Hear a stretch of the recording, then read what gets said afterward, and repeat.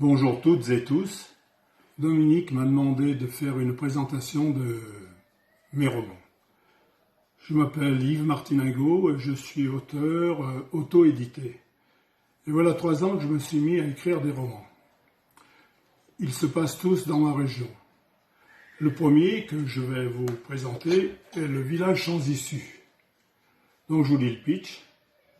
Alors qu'il se rend à un rendez-vous avec des cousins qu'il ne connaît pas, à Saint-Bonnet-de-Château pour une question d'héritage, Frédéric Curten est contraint par un violent orage de s'arrêter dans le village de Chambles, duquel il ne peut plus partir. Il est aidé dans sa quête pour résoudre cette énigme par une très jolie jeune femme, elle aussi prisonnière, dont il tombe éperdument amoureux. Pendant ce temps, à Saint-Bonnet-de-Château, ses cousins sont confrontés à l'associé de Frédéric, Enzo Corradi, qui veut se venger et récupérer l'héritage. Celui-là est sorti en 2018. Celui-là est sorti en 2019 et il s'intitule « Le jeu de cette famille ».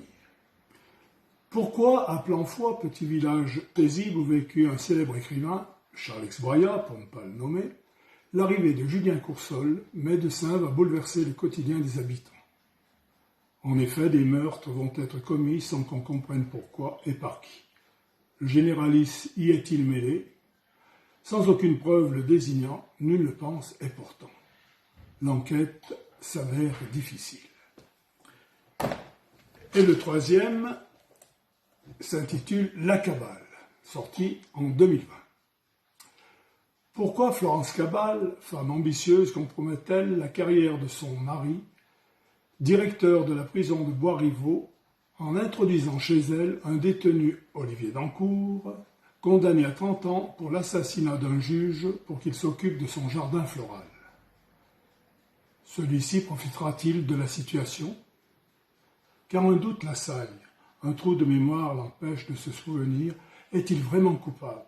Suspense garanti du début à la fin. Dans mes romans, je n'ai aucun personnage stéréotypé. J'essaie justement d'apporter des histoires différentes pour ne pas ressembler aux autres.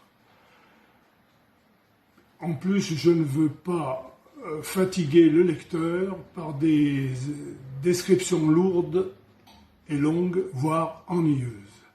C'est pourquoi je vais à l'essentiel. Le lecteur, quand il lit un de mes romans, doit au début avoir le désir et l'envie d'arriver jusqu'à la fin, avec le suspense haletant et garanti que je mets dans mes romans. Je veux vous parler aussi de mes livres de poésie que j'ai faits pendant le confinement. Donc le premier, sont tous les deux sortis en 2020, s'intitule Amalgame poésie, j'y ai inclus aussi des mini-récits et des blagues. Ce sont des poèmes ainsi que des citations. Ce sont des poèmes à thèmes variés, qui vous parleront aussi bien de choses rigolotes que de choses dramatiques. Enfin, j'ai essayé d'être le plus sincère possible. Et il y a une trentaine de poésies et une cinquantaine de citations, plus quelques mini-récits. Le deuxième, quand la poésie se partage avec amour. Pour la même chose que pour le précédent, il y a une trentaine de poésies, ainsi que des mini-récits et une cinquantaine de citations. Voilà. J'essaie aussi... je veux vous dire que tous mes romans sont adaptables de la société pour le cinéma et la télévision. Je suis aussi en cours de terminaison d'un 4e roman qui, une fois n'est pas coutume, et en ayant dérogé à la règle, se passera entièrement à Lyon. Et cette fois-ci, le héros ne sera pas un homme, mais une femme. C'est pourquoi, si quelques producteurs intéressés voient ou écoutent ma vidéo, il peut me contacter pour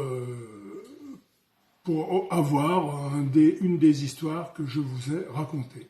Voilà, je vous souhaite donc une bonne journée. Je vous dis, prenez soin de vous et à bientôt.